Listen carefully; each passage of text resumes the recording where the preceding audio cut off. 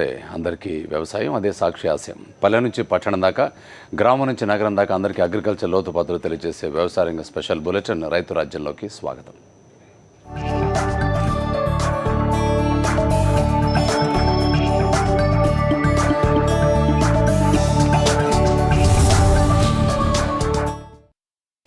అంతర పంటల్లో సలోని బీరకాయలు మంచి దిగుబడిస్తున్నాయి. తక్కువ పెట్టుబడి ఎక్కువ దిగుబడితో అధిక రాబడి అందిస్తున్నాయి సలోని బీరకాయలు. పంట కాల వ్యవధి కూడా అతి తక్కువ కావడంతో రైతులు వీటి సాగుకు ఆసక్తి చూపుతున్నారు. కొంచెం పెట్టుబడి కొంచెం కష్టపడి సలోని బీరకాయల సాగుతో మంచి లాభాలు ఆర్జిస్తున్నారు వైఎస్ఆర్ జిల్లా సంబేపల్లి మండలంలోని రైతులు. విత్తనం నాటిన 4 రోజులకే మొక్కలు చిగురిస్తున్నాయి. 15 రోజులకు తీగలు కడుతున్నారు. 40 రోజులకే పంట చేతికొస్తోంది. పొడవైన బరువైన రుచికరమైన బీరకాయలు కాస్తున్నాయి. వీటికి మార్కెట్లో కిలో 18 నుండి 20 రూపాయల పైనే ధర పలుకుతోంది. దీంతో సలోని రకం బీరకాయల సాగు చేస్తున్న రైతులు ఆత్మవిశ్వాసంతో ముందడుగు వేస్తున్నారు. రౌతుకుంటకు చెందిన రైతు దొరబాబు తన 20 సెంట్ల భూమిలో 20,000 ఖర్చు పెట్టి సలోని బీరకాయలు పండిస్తున్నారు. గత 10 రోజుల్లో 450 కిలోల పంట మార్కెట్కు తరలించినట్లు ఆయన చెబుతున్నారు. ఇంతవరకు సగం పంట చేతికి రావడంతోనే తాను పెట్టిన పెట్టుబడితో సహా 2 రెట్లు లాభం కళ్లజూశానని దొరబాబు తన అనుభవాన్ని తోటి రైతులకు సంతోషంగా చెబుతున్నారు. సలోని పేరు వచ్చి తర్వాత మేము తెచ్చుకున్న కొత్త విత్తనం వచ్చింది. భూమిలో పెట్టిన తర్వాత 4 రోజులు గట్టుకొస్తుంది. 15 రోజులు కట్టినాటలా కట్టిన గింజ వచ్చి 3 గింజ పెట్టి 15 రోజులు కట్టినాటలా 15 రోజులు పందిని పెట్టేసి 20 రోజులు కట్టెపైకి తీగని తీసేయాలా. 30 రోజులు కోత పడుతుంది. తోట నెల 50 రోజులకు వచ్చి 450 కిలోలు పడుతుంది. కాయ వచ్చి 1.5 మూర పడుతుంది. ధర వచ్చి 18 రూపాయల నుంచి 20 వరకు బాగా నడుస్తుంది. పంట మాత్రం అపురూపంగా వచ్చింది.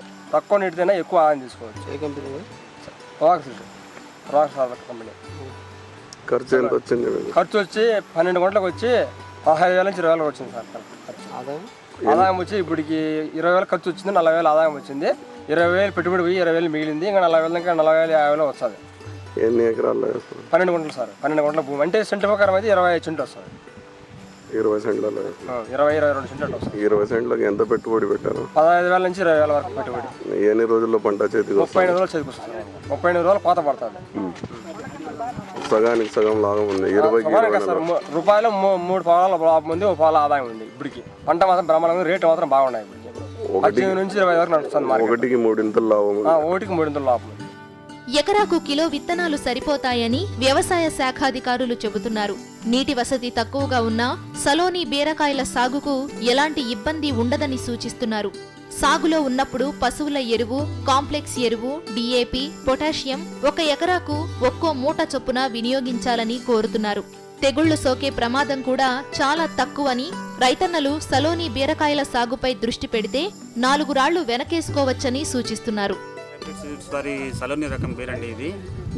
1 ఎకరాకి వచ్చి 1 కిలో విత్తనం అవసరం పడుతుంది. మీ ప్రత్యామ్నాయ పంటల మిగతా పంటలతో పోలిస్తే ప్రత్యామ్నాయ పంటలైన బీర రకం అండి ఇది. చాలా మంచి వెరైటీ. సాగుకు ప్రత్యేకమైన పద్ధతులు ఏమీ అవలంబించడం లేదండి. కాకపోతే పంది అల్లించడం ద్వారా రెగ్యులర్గా వచ్చే క్రాప్ కంటే కూడా ఎక్కువ ఈల్డింగ్ వస్తుందండి.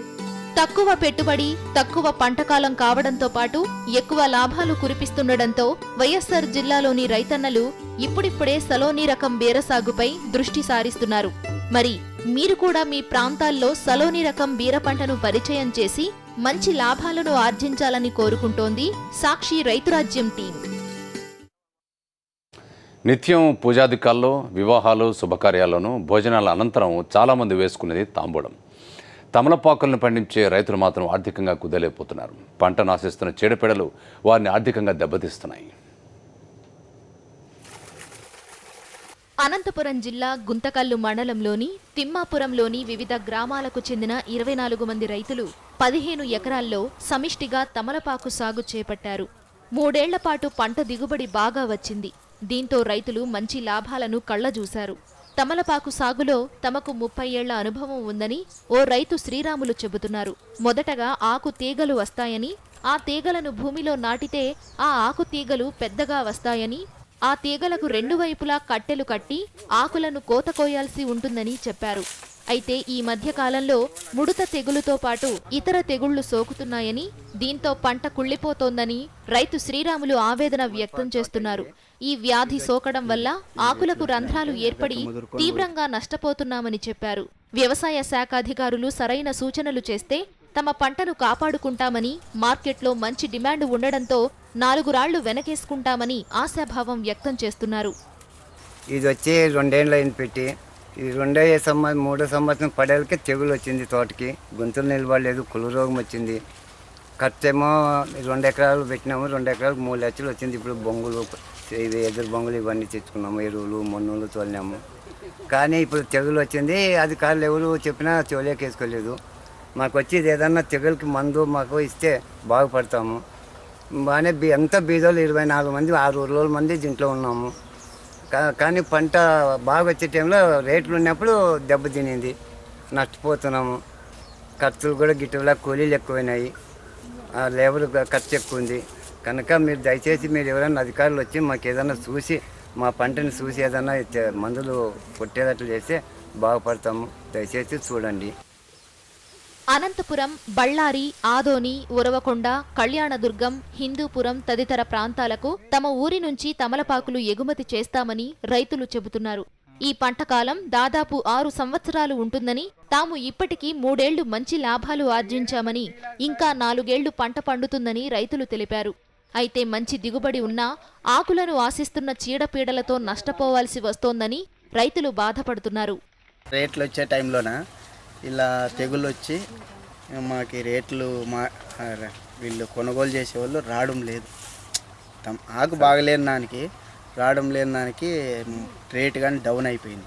లేకపోతే ఎవరైనా అధికారులు వచ్చి మాకు ఏదైనా సలహాలు లేకపోతే ఏదైనా పట్టించుకొని చెప్తే ఆకులు కొనుగోలు చేసేటట్లా కొంత మార్కెట్ రేటు మాకు డెవలప్మెంట్ చేసేటట్లా చేస్తే మేము ఇంకా దానికి ఇంకా ముందు పోయేదనుకుంటాను. వ్యవసాయాధికారులు సరైన సలహాలు, సూచనలు చేస్తే తమలపాకుల సాగుతో తాము ఆర్థికంగా నిలదొక్కుకోగలమని రైతన్నలు చెబుతున్నారు. అనంతపురం, గుంతకల్లులో అందుబాటులో వ్యవసాయాధికారులు లేకపోవడంతో తమకు నష్టాలు తప్పడం లేదని, ఇప్పటికైనా అధికారులు తమకు మంచి సలహాలు ఇచ్చి ఆదుకోవాలని తమలపాకు రైతులు వేడుకుంటున్నారు. వ్యవసాయం అంటే ఆమెకు ప్రాణం. వ్యవసాయంతోనే ఆమె జీవితం. తక్కువ పెట్టుబడితో అధిక దిగుబడులు సాధించడం ఆమె నైజం. భర్త మరణించినా పుట్టెడు కష్టాలు తరుముకొచ్చినా వెన్నుచూపలేదు. మొక్కవోని దీక్షతో వ్యవసాయాన్ని చేస్తూ లాభాలు ఆర్జిస్తున్న ఆ మహిళా రైతు లోకానికి ఆదర్శంగా నిలుస్తోంది. కరీంనగర్ జిల్లా కోరుట్ల మండలం మదాపూర్ గ్రామానికి చెందిన చింతకుండ హన్మక్క భర్త అనారోగ్యంతో ప్రాణాలు కోల్పోయాడు. పిల్లల ఆలనా పాలనా చూస్తూ కుటుంబాన్ని నెట్టుకురావడం ఆమెకు తలకు మించిన భారమైంది. అయినా హన్మక్క అదరలేదు, బెదరలేదు. భర్త చేపట్టిన వ్యవసాయాన్నే ఉపాధి మార్గంగా ఎంచుకుంది. మహిళవు నీవేం చేస్తావు అన్న నిరుత్సాహపు మాటలను తేలిగ్గా తీసుకుంది. తమకున్న 5 ఎకరాల భూమిలో వేప, కానుగు, ఇతర పంటలుంటే వాటిని తొలగించింది. భూసారాన్ని పెంచేందుకు సహజ సిద్ధమైన ఎరువులనే ఉపయోగించింది. వరి, మొక్కజొన్న, పెసర, కూరగాయలు, ఆకుకూరలు ఇలా వీలైనన్ని ఎక్కువ రకాల పంటలను సీజన్లను బట్టి సాగు చేస్తూ కుటుంబాన్ని పోషించుకుంటోంది. తన కాళ్ల మీద తాను నిలబడటమే కాక చుట్టుపక్కల వారికి స్ఫూర్తిగా నిలుస్తోంది హన్మక్క. మాదాపూర్ అక్కడికెళ్ళి నడిచి కల్లూరికి రాలేక బండి కొనుక్కున్నా. ఇవన్నీ పంటలు పండిస్తున్నా. పొలము, తర్వాత ఇవన్నీ చిల్లర, ఉల్లి, ఎల్లి, అలసంత, పెసరు, తర్వాత పల్లి, అన్ని తీర్లా ఇక పొట్ట మందము బూడిది ఎరు ఇట్లా దుబ్బ దూలితోటే ఎల్లి ఉల్లి వండుతుంది. ఈ టమాటా చెట్లకు, వంకాయ చెట్లకు కూడా అదే పోతాను నేను ఎక్కువ. ఇట్లా మందులు ఏమి వేయం, ఇక ఇంటి కోసం వాడుకునేది కూడా ఉంటుంది కదా, అందుకని ఏం ఎరువులు మందులు వేయం, ఎరువులే బూడిదితోటే వండుతుంది ఉల్లి ఎల్లి. 2.5 ఎకరాలల్లో మొత్తం నేను పెట్టుబడి 30-40 వేలు 50 వేలు దాకా పెట్టినా కానీ 1,50,000 దాకా వండుతాయి సార్. ఇప్పుడు నీళ్ళతోటి బాగా ప్రాబ్లం ఉన్నది. అయినా కానీ కూడా ఇక ఇంత వేసిన ధైర్యంతో వేసి పండిస్తున్నా. పొలం కొద్దిగా మంచిగా ఉంది. ఇప్పుడు ఇవన్నీ చూసుకోవడాలి. నీళ్ళ ప్రాబ్లంతో ఎప్పుడు కరెక్ట్ అయితే అప్పుడు రావాలో చూసుకొని పోవాలి. ఇప్పుడైతే పొలం, అలసంత, తర్వాత టమాటా, ఇక ఉల్లి, ఎల్లి, పెసరు, నువ్వు ఇవి ఉన్నాయి. ప్రతి సీజన్లో వరి పంట కోసం 30 నుంచి 40 వేలు పెట్టుబడి పెట్టి ₹1,00,000 పైనే ఆదాయాన్ని ఆర్జిస్తున్నట్లు ఆమె చెబుతోంది. తన 5 ఎకరాల్లో వరితో పాటు ఉల్లి, వెల్లుల్లి, పెసర, టమాటా, వంకాయ, మినుము, బీరకాయలు ఇలా వీలైనన్ని ఎక్కువ రకాల పంటలను హన్మక్క సేంద్రియ ఎరువులు వాడుతూ పండిస్తోంది. మొక్కవోని ఆత్మవిశ్వాసంతో ఈమె చేస్తున్న వ్యవసాయం చుట్టుపక్కల అనేక మంది రైతుల్లో స్ఫూర్తిని నింపుతూ పొలం బాట పట్టిస్తోంది. నెల్లూరు జిల్లాలో వరి పంటను దాదాపు 4.5 లక్షల ఎకరాల్లో సాగు చేస్తున్నారు. ఇటీవల కాలంలో వాతావరణంలో అనూహ్య మార్పులు ఏర్పడడంతో వరికి దోమపోటు అధికమైంది. గింజలు పాలు పోసుకునే దశలో దోమపోటు పెరగడంతో రైతులు ఆందోళన చెందుతున్నారు. ప్రధానంగా ఉష్ణోగ్రతలు పెరగడం, రైతులు నీటిని మార్చకుండా అధికంగా పెట్టడం, శాస్త్రవేత్తల సూచన తీసుకోకుండా పురుగు మందులు వాడటం వల్ల ఇబ్బందులు పడుతున్నారు. దోమ విస్తృతం కావడం వల్ల దిగుబడిపై ప్రభావం చూపే అవకాశం ఉందని శాస్త్రవేత్తలు చెబుతున్నారు. పంటల మొదళ్లను ఎప్పటికప్పుడు పరిశీలిస్తూ పసుపు రంగులోకి మారి ఉంటే వెంటనే శాస్త్రవేత్తలకు చూపించి సరైన పురుగు మందులు వాడాలని చెబుతున్నారు.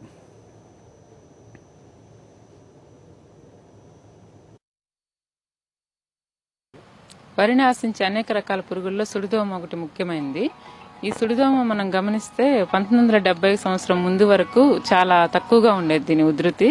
కానీ ఆ తర్వాత వచ్చిన అధికంగా దిగుబడులు ఇచ్చే రకాల సాగు చేయడం ఒకటి, అలాగే నత్రజని ఎరువులు విపరీతంగా వాడడం, ఇలాంటి కారణాల వల్ల ఈ మధ్య కాలంలో సుడిదోమ ఉధృతి అధికమయ్యి చాలా దాన్ని కంట్రోల్ చేయలేని పరిస్థితికి వచ్చింది. అయితే ఈ సుడిదోమ ఈ దోమకు సంబంధించిన పెద్ద పురుగులు 2 రకాల రంగుల్లో కనిపిస్తాయి. గోధుమ రంగులో ఉండేవి, అలాగే తెల్ల మచ్చ దోమలు. ఈ 2 రకాల దోమలు కలిగించే నష్టం మాత్రం ఒకే రకంగా ఉంటుంది. ఈ పురుగుల యొక్క పెద్ద పురుగులు 300 నుంచి 400 వరకు గుడ్లని ఈ నెలకి అంటే ఆకుల ఈ నెలకి అటు ఇటు 2 వైపులా వరుసగా పెడతాయి. ఈ గుడ్ల నుంచి పిల్ల పురుగులు ఒక 5 రోజుల్లో బయటకు వచ్చి ఈ పిల్ల పురుగులు కూడా నష్టాన్ని కలుగజేస్తాయి. ఈ పిల్ల పురుగులు 15 రోజుల నుంచి 21 రోజుల వరకు ఉండి 21 రోజుల తర్వాత పెద్ద పురుగులుగా అవి మారతాయి. ఈ పెద్ద పురుగులు సుమారు 30 రోజుల వరకు ఉండి నష్టాన్ని కలుగజేస్తాయి. అంటే సుడిదోమకు సంబంధించినటువంటి పిల్ల పురుగులు అలాగే పెద్ద పురుగులు 2 కూడా నష్టాన్ని కలుగజేస్తుంటాయి వరి పంటకు. ఇవి ఎలా నష్టాన్ని కలుగజేస్తాయి అనేది ఒకసారి చూస్తే, పిల్ల పురుగులు పెద్ద పురుగులు 2 కూడా దుబ్బుల యొక్క మొదళ్లలో చేరి అంటే నీటి మట్టానికి పైభాగంలో రసాన్ని పీలుస్తుంటాయి. ఈ విధంగా రసాన్ని పీల్చడం వల్ల మొక్క యొక్క పైభాగానికి కావలసినటువంటి పోషక పదార్థాలు ఇవి అందకపోవడం వల్ల మొక్కలు మొదట్లో పసుపుగా మారి ఆ తర్వాత పూర్తిగా ఎండిపోవడం జరుగుతుంది. ఈ దోమ ఒకేసారి పొలమంతా ఒకే రకంగా వ్యాపించదు, అంటే ఒక్కసారిగా పొలమంతా రావడం అనేది జరగదు. మొదట పొలంలో కొన్ని దుబ్బులకు వచ్చి ఆ తర్వాత పొలమంతా విస్తరిస్తుంది వలయాకారంలో. అందువల్ల రైతు సోదరులు ఈ సమయంలో 3-5 రోజులకి మధ్యలో అంటే 3 రోజులకు ఒకసారి కానీ 5 రోజులకు ఒకసారి కానీ పొలంలో అడ్డంగా అక్కడక్కడ నడుస్తూ దుబ్బుల వద్ద ఎక్కడైనా ఈ దోమల యొక్క ఉనికి ఉందా లేదా అనేది గమనించుకోవాలి. ఉనికి మనకి కనిపించిన వెంటనే గనక నివారణ చర్యలు చేపడితే దీన్ని కంట్రోల్ చేయడం చాలా ఈజీగా ఉంటుంది. ఇక అధిక దిగుబడి వస్తుందనే ఆలోచనతో రైతన్నలు అవసరమైన దానికంటే ఎక్కువగా పురుగు మందులు వాడుతున్నారని, వీటితో లాభం కంటే నష్టమే అధికమని వ్యవసాయ శాస్త్రవేత్తలు చెబుతున్నారు. ప్రధానంగా వరి పంటను సుడిదోమ ఆశిస్తుందని తెలుపుతున్నారు. ఈ రకం దోమల్లో పెద్ద దోమలే కాకుండా పిల్ల పురుగులు కూడా పంటను నాశనం చేస్తాయని వివరిస్తున్నారు. అయితే రైతన్నలు సరైన జాగ్రత్తలు తీసుకుంటే మందుల పిచికారీలో మెరుగైన పద్ధతులు అవలంబిస్తే పంటను కాపాడుకోవచ్చని శాస్త్రవేత్తలు సూచిస్తున్నారు. సిఫార్సుకు మించి నత్రజని ఎరువుల్ని వాడటం వల్లే సుడిదోమ వరి పంటను ఆశిస్తోందని హెచ్చరిస్తూ ఆ దోమ నివారణకు తగిన సూచనలు చేస్తున్నారు.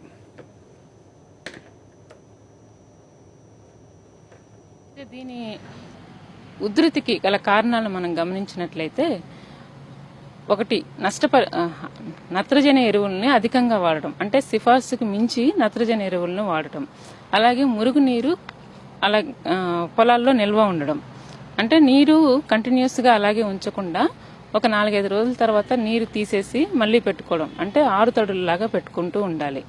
అలాగే వీటితో పాటు మనం ఇప్పుడు గమనిస్తే రైతు సోదరులు ఎలా చేస్తున్నారంటే, పైరు తొలి దశల్లో ఉన్నప్పుడే క్రిమిసంహారక మందుల్ని 2-3 రకాల మందుల్ని కలిపి పిచికారీ చేస్తున్నారు. ఈ విధంగా చేయడం వల్ల జీవ నియంత్రణ పురుగులు చనిపోవడం ఒకటి, అలాగే ఈ దోమకు పురుగు మందులను తట్టుకునే శక్తి పెరగడం ఇలాంటివి జరుగుతుంది. అలాగే దోమల్ని అంటే ఈ సుడిదోమ ఉధృతిని పెంచేటువంటి క్రిమిసంహారక మందులైన సింథటిక్ పైరిథ్రాయిడ్స్ ఇలాంటి ఈ సింథటిక్ పైరిథ్రాయిడ్ మందుల్ని దోమ ఉధృతి ఉండే ప్రాంతాల్లో అసలు ఉపయోగించకూడదు. అలాగే ఫోరేట్ గుళికలు 10G గుళికలు అనేవి ఉంటాయి. వీటిని నారుమడిల్లో అలాగే పిలకలు వేయే దశలో ఈ దశల్లో కనుక ఈ గుళికలను వాడినట్లయితే ఈ దోమ ఉధృతి అధికమయ్యే అవకాశాలు కూడా ఉన్నాయి. సో ఇలాంటి సూచనలు పాటించాలి. అలాగే గాలి వెలుతురు అనేది మొదళ్లకు తగలకుండా ఉంటుంది. అంటే చిక్కగా పైరును వేసేయడం వల్ల గాలి వెలుతురు తగలకుండా పోవడం ఇలాంటి కారణాల వల్ల దోమల ఉధృతి ఎక్కువయ్యే అవకాశాలు ఉన్నాయి. అయితే దీని నివారణకు తీసుకోవాల్సిన జాగ్రత్తలు ఏమంటే నత్రజని ఎరువులను సిఫార్సుకు మేరకు వాడడం, అలాగే 2 మీటర్లకు ఒక 30 సెంటీమీటర్ల చొప్పున కాలిబాటలు వదులుకున్నట్లయితే మొక్కల దుబ్బుల దగ్గర గాలి వెలుతురు సోకడం వల్ల ఈ సుడిదోమ ఉధృతి పెరగకుండా ఉండే అవకాశాలు ఉంటాయి. వీటితో పాటు ఏ ప్రాంతాల్లో సుడిదోమ ఉధృతి ప్రతి సంవత్సరం వస్తున్నట్లు గమనిస్తారో వాళ్ళు తట్టుకునే రకాలను అంటే మారుటేరు రకాలైనటువంటి 1010, 1001 ఇలాంటి రకాలు కొంతవరకు సుడిదోమను తట్టుకుంటాయి. కాబట్టి ఇలా తట్టుకునే రకాలను వాడటము ఇవన్నీ పాటించాలి. అలాగే వీలైన చోటంతా గుళిక మందులను వాడినట్లయితే జీవ నియంత్రణ పురుగులను మనం కొంతవరకు సంరక్షించుకోవచ్చు. అలా కాకుండా పిచికారీ మందుల్ని తొలి దశల్లో ఎక్కువగా వాడినప్పుడు మనకి నష్టాన్ని కలిగించే పురుగులతో పాటు జీవ నియంత్రణ పురుగులు కూడా చనిపోతాయి. సో ఇది ఒకటి గుర్తుపెట్టుకొని వీలైనంత వరకు గుళిక మందులను వాడుకుంటే జీవ నియంత్రణ పురుగులను రక్షించుకోవచ్చు. అన్ని సుడిదోమలు ఒక దుబ్బుకి 20 నుంచి 25 వరకు ఉన్నప్పుడు బుప్రోఫెజిన్ అనే క్రిమిసంహారక మందును 1.6 మిల్లీలీటర్ లీటర్ నీళ్లకు. రైతు రాజ్యంలో స్మాల్ బ్రేక్ తీసుకుందాం. Stay tuned. Welcome back. ఆలుగాలం శ్రమించి పండించిన చెరుకును ఫ్యాక్టరీలకు తరలించి నెలలు గడుస్తున్నా బిల్లులు మాత్రం అందడం లేదని రైతన్నలు ఆవేదన వ్యక్తం చేస్తున్నారు.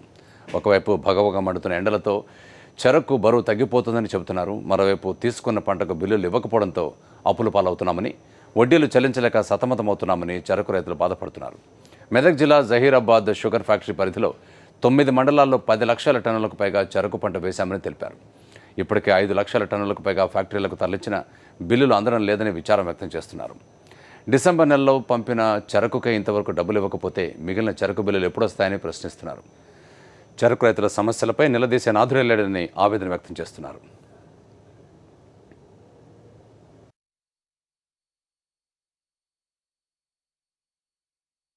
దాదాపు 10 లక్షల టన్నుల చెరుకు పండించడం పడుతుంది రైతులందరూ. కానీ ఇప్పుడు దాదాపు మార్చి సగం నెల అయిపోయినప్పటికి కూడాను కేవలం ట్రైడెంట్ ఫ్యాక్టరీ ఒక 3 లక్షలు సుమారుగా రమారమి 3 లక్షల టన్నులు మాత్రం చెరుకు గాడించబడేది. మిగిలిన ఒక 3 లక్షల వరకు ఇక్కడ కొత్తకోటకు కానీ లేకపోతే కారంజ ఫ్యాక్టరీ కానీ, బరూరు దగ్గర ఉన్నటువంటి మహాదేవ్ కండసారి ఫ్యాక్టరీ కానీ, ఆ తర్వాత సంగారెడ్డి గణేష్ ఫ్యాక్టరీ కానీ 3 లక్షల టన్నులు అంటే మొత్తం మీద 6 లక్షల టన్నులు మాత్రమే గాడించబడింది. ఇంకా దాదాపు 4 లక్షల టన్నుల వరకు చెరుకు గాడించకుండా అలాగే ఉన్నది. అయితే ఈ మార్చి మధ్యలోకి వచ్చేసరికి ఎండలు ఎక్కువ కావడంతో బోర్లలో బావులలో నీళ్లు అడుగంటిపోయిందని, అంతేకాకుండా చెరుకు యొక్క బరువు కూడా క్రమంగా తగ్గడం వల్ల రైతుకు అటు వ్యవసాయానికి నీరు పెట్టి సాగు చేయలేకపోతున్నాడు. అలాగే బరువు తగ్గడం వల్ల అతనికి లాస్ వస్తుంది కూడా. అంతేకాకుండా ఇప్పటి వరకు ఫ్యాక్టరీల్లో గాడించిన దానికి డిసెంబర్ 31 వరకు మాత్రమే డబ్బులు ఇవ్వబడ్డాయి. ఆ తర్వాత జనవరి, ఫిబ్రవరి, మార్చి ఈ 3 నెలలకు సంబంధించిన చెరుకు మాత్రం ఇప్పటికి కూడా డబ్బులు రైతులకు అందివ్వలేదు. ఏవైనా అత్యవసర పరిస్థితుల్లో రైతుకు డబ్బు అవసరం అయితే బయట ఉన్న పెట్టుబడులదారు దగ్గర పోయి అప్పు తెచ్చుకోవాలి తప్ప ఈ ఫ్యాక్టరీల మీద ఆధారపడే పరిస్థితి లేనే లేదు. కాబట్టి ఈ పరిస్థితిని నివారించాలంటే కనీసం ప్రస్తుతమైన రాజకీయ నాయకులు జోక్యం కలుగజేసుకొని ఈ ఫ్యాక్టరీల ద్వారా రైతులకు డబ్బులు ఇప్పించగలిగితే వాళ్ళు ప్రస్తుతం ఉన్న ఆపత్కర పరిస్థితుల నుంచి వాళ్ళు బయటపడే అవకాశం ఉంటుంది. డిసెంబర్ నుంచి మాకు చెరుకు నుంచి ఇక్కడ మేము జైరాబాద్ ప్రాంతంలోన చెరుకు మీద ఆధారపడి బతుకుతుంటాం ఎప్పుడే కానీ రైతులు. అయితే డిసెంబర్ నుంచి స్టార్ట్ అయిన సంది కూడా మాకు 2600 ఇస్తాము, 2700 ఇస్తామని 1500కు దిక్కు లేనట్లయిపోయింది. ఇంతవరకు బిల్లు లేదు, ఇచ్చినా నాదుడు లేదు. ఎవడు ఆదుకోమని అడగలేకపోతే ఎవడు ఆదుకునేటప్పుడు కూడా లేదు మాకు. అయితే ఉన్న చెరుకులకు నీళ్లు లేక పెట్టలేక ఎండిపోతున్నాయి మాకు చెరుకులన్నీ.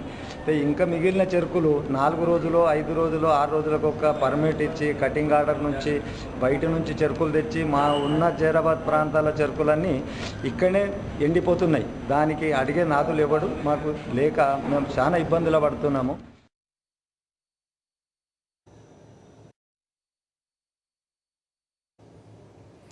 రైతు రాజ్యం కార్యక్రమంపై మీ అభిప్రాయాలు సూచనలు పంపండి. అంతేకాకుండా మీ సందేహాలు కూడా పంపండి. వాటికి నిపుణుల చేత పరిష్కారాలు ఇప్పించి టీవీలో ప్రసారం చేస్తాం. మా అడ్రస్ రైతు రాజ్యం, Sakshi TV, Sakshi towers, 6-3-249/1, road number 1, Banjara Hills, Hyderabad 500034. మా ఈమెయిల్ రైతురాజ్యం@sakshiTV.com.